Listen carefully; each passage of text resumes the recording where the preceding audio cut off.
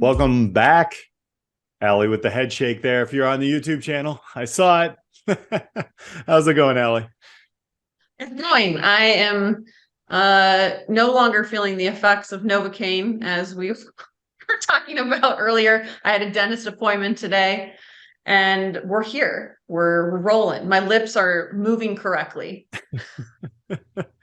For if you didn't follow, like you can probably figure out if you follow Allie on her socials when we recorded this, because she recorded a couple of stories that were pretty awesome, by the way, just dropping the fear piece in there, and 4 hours of deep cleaning. So I'm sure you got to replay that when this comes out again, because it was Yes, a I great, will. like you were spot on.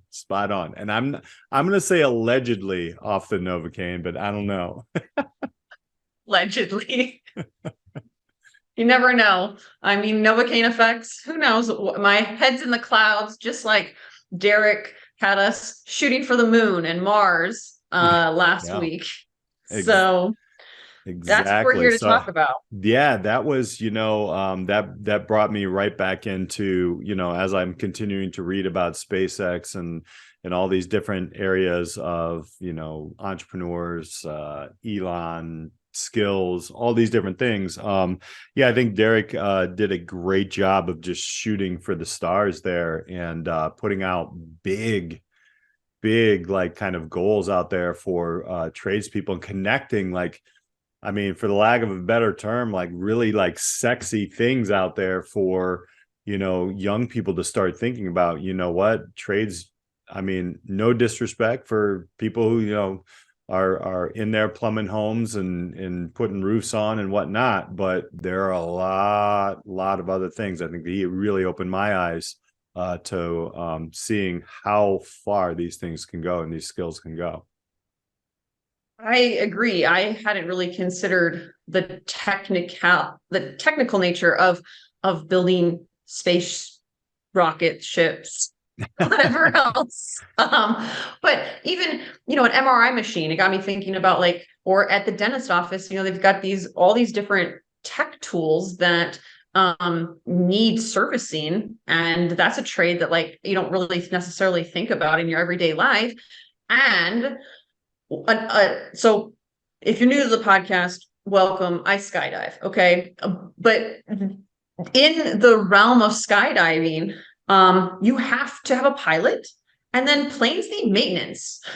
And so one of my skydiving friends is trying to help out and expand their own skills outside of the work that they already do. And they are learning to service airplanes.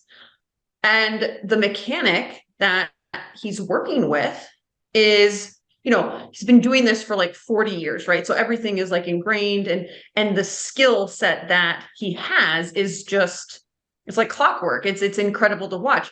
But when he's talking to this person, my friend, he's like, you don't know geometry. And it's like, this idea, what I want people to get from Derrick's episode is that we need the trades, we need them early, and you kind of have to get kids thinking about ways to think about it being really awesome and cool, like, working on rocket ships and stuff like that. But that the traditional educational know-how curriculum is still needed. We need both, right? Mhm. Like, so you may not think you want to go in and into anything that needs geometry, and you wouldn't think that, like, oh, I'm a skydiver and I jump out of planes, and like now I need to go back to like my math roots. But the whole point is that trades require many of the skills that are taught in school, but what's taught in school could also lend itself to helping people get into the trades. 100%. I think one of the things that is misconstrued in with today's students is, I don't, like you just said, I'm just going to restate it, but you don't need academics to go into the trade, which is unbelievably incorrect. But I think somehow we have detached academics and the trade route, so if you're not good at academics, you can go over here. Basically, what the trades are doing is attaching academia with reality, and they've always done a really good job at that. But as of late, a lot of students were just like, I'm not even going to try at my basic math classes. I'm bad at math. I'm going to go be an electrician or a welder. And then they can't. So, because they need those skills. Now, I will tell you again, I know I've mentioned several times that we do at our high school, and it's starting to evolve at a lot of different high schools, where we have a math and construction. So we have math educators and construction educators under a CTE piece where you learn math and construction at the same time. So yes, you are learning geometry, you're learning those algebra and things like that. I think we need more of that. I think we need a lot more of that, and tearing down walls. I just wrote a post about my son today in his car. He just got a really cool picture, so I had to put it in the post. He had prom, and so he's got a 93 Celica. But I'm going to tell you what, Alli, like, he has learned so much about math, science, English, physics. I can keep going, budgeting, art, how to do things that are taught in classrooms because of that car. And, I think the more we can really kind of connect those with students in school and not confuse them with all these different subjects, I think that's where we need to go. So you're exactly right. You're exactly right. Physics and jumping out of planes. You come on. There is actually like a lot of math and science in the sport of skydiving. And it's funny because my main mentor, Mary Bauer, who has been skydiving forever, she'll be like, well, you understand physics. So then she'll like draw a different picture for me than she will for someone else. But it's like skills are needed for everyone, but it is, I taught about skydiving on a very basic level with like forces when I taught like a freshman level force and motion class, because it's interesting, right? And if you look at like Baumgartner, who, fell from the edge of space, he did like the 150,000 foot jump with Red Bull, and, the kids eat that stuff up and then they're more interested in the topic. But I was thinking about that when we were recording with Derrick, is that, that's what gets kids interested. They're like, well, how did he do that? And look at that. The video shows this whole team of people. And then they're like, they don't realize that it took like 2 years of planning. And like, if you wanted to be part of that team, maybe you're not like the rock star jumping, from the edge of space, but you can be part of a bigger team that is doing really, really cool stuff. And there's a whole array of needs, but a lot of that is grounded in a strong educational background, no matter what you want to go into. So I think building this robust educational, not a silo, but right, this system that allows students to connect their learning and really dive into it, that isn't so regimented, is things I would, if I was like going to be like, hey, what do you dream up? It's like really getting rid of the bells and the routine and like so much structure, right? Like your son, right? I think, once you find that connection point, how much work does he put in that it's not really work, but he's just aggressively learning because he has something to move forward. Mm-hmm. Yeah, I'm going to go back to our 100th episode with Iowa Big. I think they have set a stage. There's a couple other schools that are amazing out there. And if you are listening and you know of a different school, I know we've named a few of them here, where they take the students' interest in the middle, and then they attach math, science, English, and you can do it that way. And I will tell you that the folks at Iowa Big, when we did that conversation, I did that conversation years ago, proved out, if everybody needs the data, it proved out that the test scores, the standardized test scores, were as good or better with these models. So if you want to go that route, it's there. So I think it's interesting. Along the lines of this discussion, I was talking with So I'm a kid of, like, I graduated in 1990, right? So the 90s was, yeah, I'm old. But like when you look at this stuff, it's coming up on like Hulu and stuff, and I'm watching a lot of the different things. And one of them is this is going to be really weird to try to change this in, but Beanie Babies, right? So yes, weird people going to get Beanie Babies in frenzies, right? But how, it kind of took a look at the documentary that I was watching. I think it was The Dark Side of the 90s, which I'm continuing to watch. It's a series. How they actually created those frenzies and how they actually did it. And it comes down to it. And if you see it, it's a young lady who was at DePaul University, downtown Chicago. And her brother, who was a sophomore in high school. Now, mind you, this is the 90s, so the World Wide Web is coming out. I don't really say World Wide Web anymore. I don't think anybody does. But so they created Thai.com, which was the website. And it was very interesting because what they did is they created like different ways to buy stuff. It wasn't clean. It wasn't, it didn't go right into this. There were bumps, and I won't ruin the whole documentary. But they were the first ones to really start to have conversations around the product, to sell the product online. I didn't know this. So back then we were looking at pre-internet, post-internet.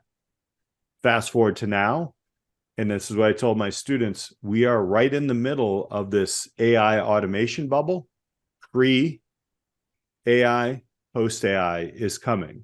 So what is going to happen? I think the skill sets, we'll go all the way to Stephanie Short's durable skills. We'll talk about the skills-based hiring from Ruben, who was talking about in all these episodes. If you haven't heard them, go back and check them out. And then kind of how, Derrick started to put them together with trades. Their posts, like, these are things that students are going to need to know in hands-on, because everything else will be automated, right? I think the system as it is now is easily checkboxed in AI and automation. I think that's got to change. So I think we're going to see this post, because think about how the net changed education, but not the whole system. I don't know. I actually, when you were talking about that, I think that's a really, really great, I don't know, like you might be hitting something before people are even thinking about it here with this. But what I was thinking about as you were talking through this pre versus post AI with the web and everything was, people will say like, oh, fashion is cyclical, but people, but now like all these 90 trends are coming back in what people are wearing. But it's like education is also cyclical, right? So like the trades were really promoted and heavy back in the day.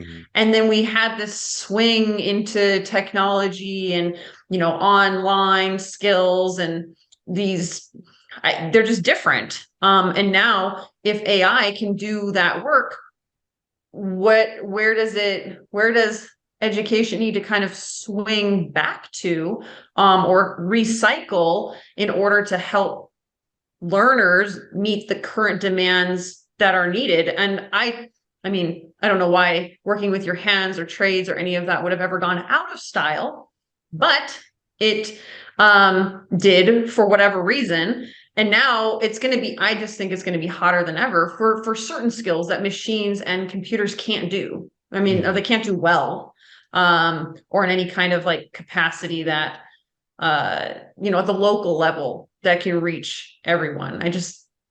We've talked about micro schools, and we've talked about the power of small communities, and Derrick hit on that with the trades. It's like, I want to live around a bunch of plumbers or a bunch of electricians or a bunch of, people that can service all of the things that I use in my day-to-day life. And that's, I think, going to just grow, especially because of the shortage.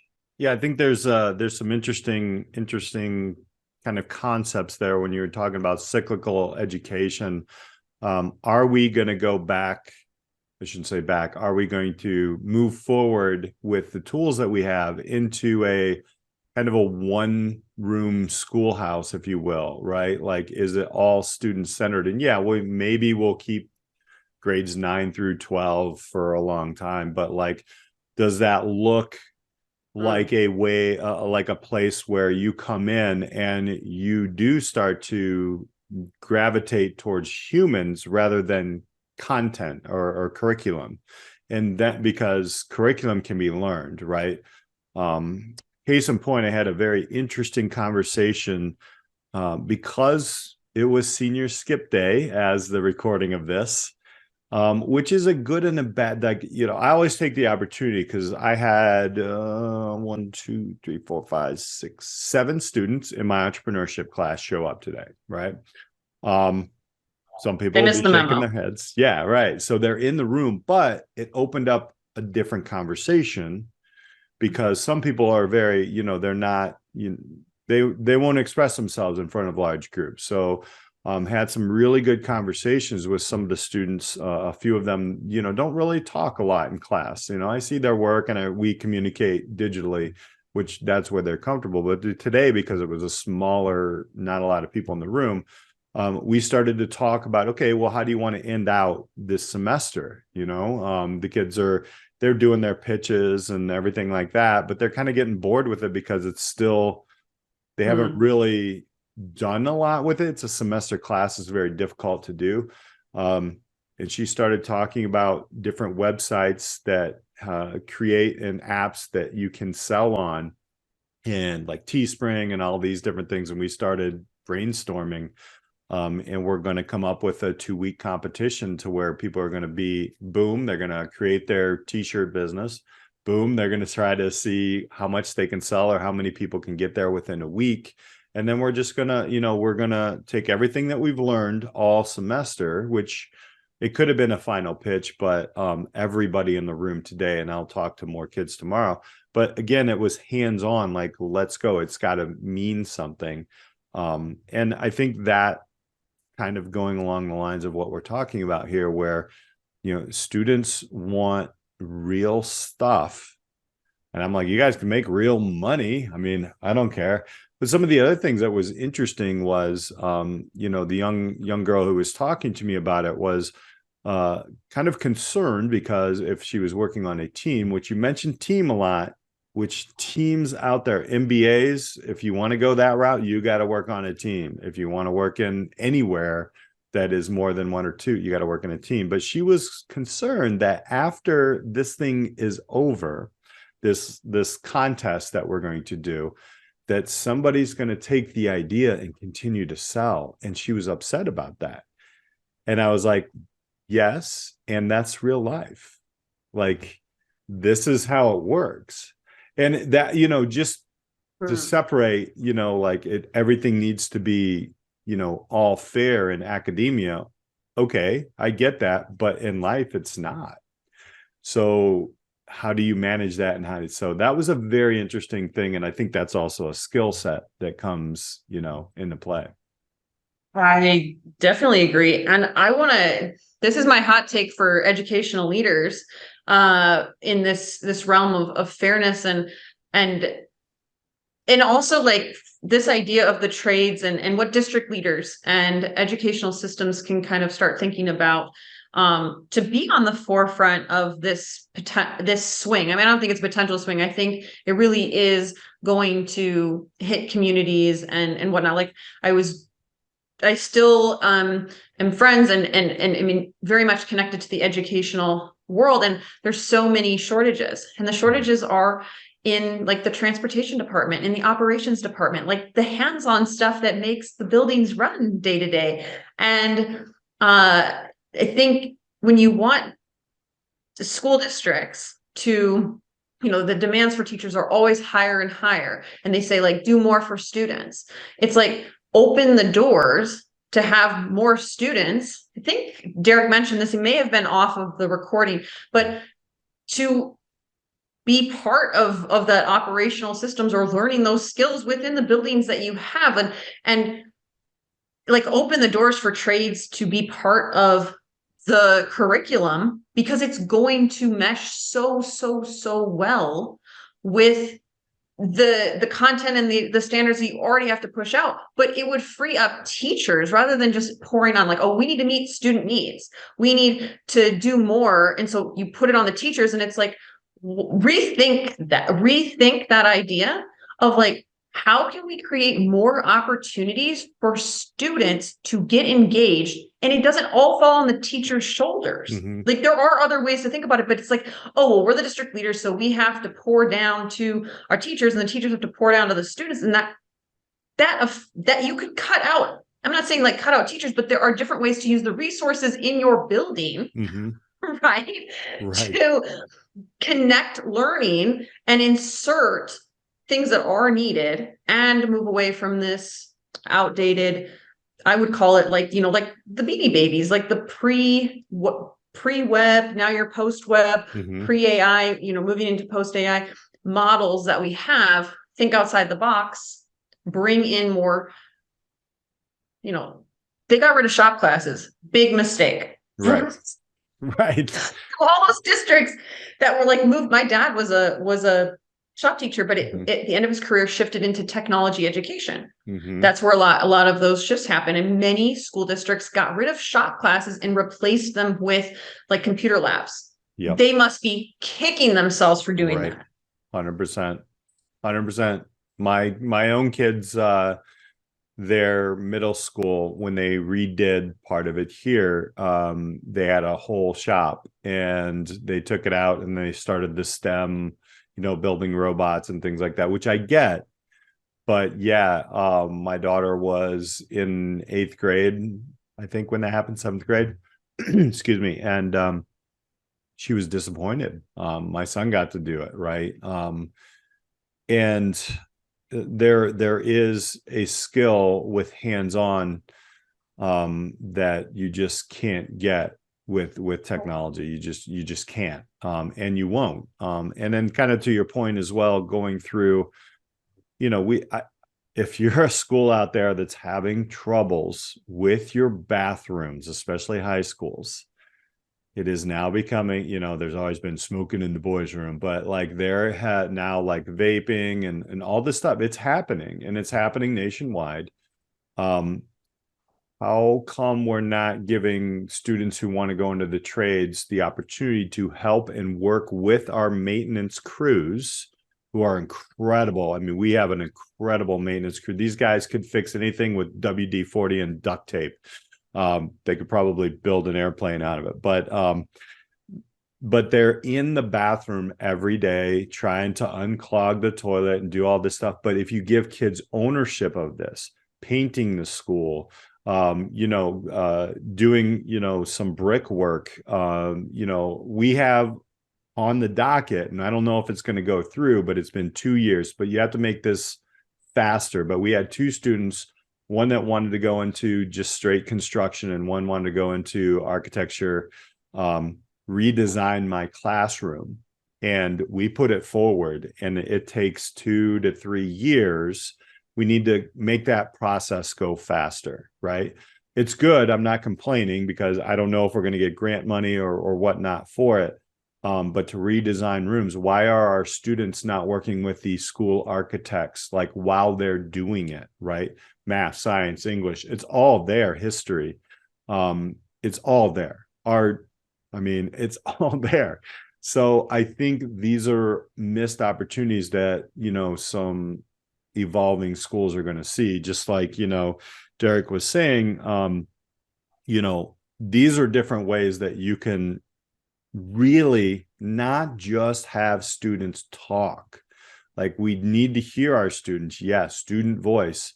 But I think something we need to start going deeper into is student action within a school community, right? And I think that's what Derrick is kind of making loud on his podcast.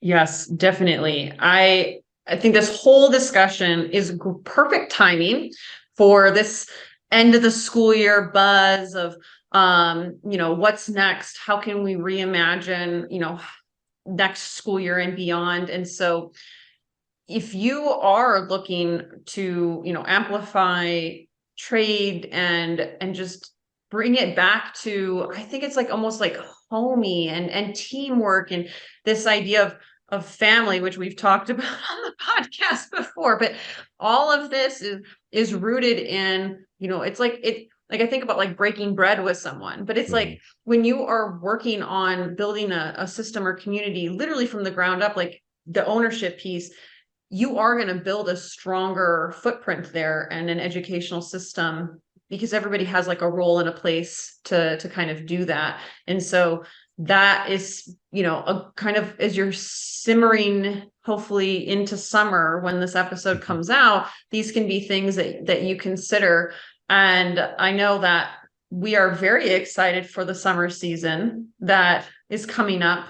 We've always got things up our sleeves here. You want to preview anything, Peter, or just kind of, Sure. Yeah. I mean, we always try to talk to a couple of students, and I'm excited because this is kind of your first summer to do that along with me, and which is going to make it even better. I'm going to, we'll seek out some of those. We have some very interesting guests, still kind of in hands-on, like how do we attach education to reality? Some tools out there that are propelling people to different places and upskilling, and just different ways that personalized education is evolving. And I have a feeling it's going to evolve quicker than the system can handle, and people are going to have to adapt, but that's not a bad thing. I think it's going to make teaching and education more meaningful as we continue to roll through the students who are in very pivotal times of their lives when COVID hit. So I think that's coming up in the summertime. So I'm excited about that. Final thoughts, Alli? Our guests take us to the stars and the moon and space, and we're here to ground you as well. That's my final thought. I like it. So with that being said, stay tuned. We got a lot more coming up. If you haven't heard a lot of the podcasts that I know some people may not have heard of, go back, check them out. We have some amazing guests in the past, and we're definitely going to have amazing guests in the future coming up. Thank you all for listening. For Alli Privitt, I'm Peter Hostrawser. We'll catch you next time on the Disrupt Education Podcast. Thank you so much for joining us on this week's episode of the Disrupt Education Podcast. Be sure to like and subscribe so you never miss an episode. Are you ready to disrupt the educational arena you're a part of? For more ways to get involved in the work we do here at Disrupt Education, check us out at disrupteducation.co. or find us on LinkedIn at Peter Hostrawser or Alli Privitt. Our mission here is to help facilitate and amplify changes in the educational system through local initiatives and help you scale them into community movements. Our building network of disruptors in education are working to move beyond scores and grades as the only measure for student learning. If your school district, college, campus, or organization is looking for facilitators of this work, reach out on our website or social media. And if you have any thoughts or feedback on this week's episode or any episode, we'd love to hear from you. Until next time, keep pushing the boundaries, taking risks, and most importantly, disrupting education.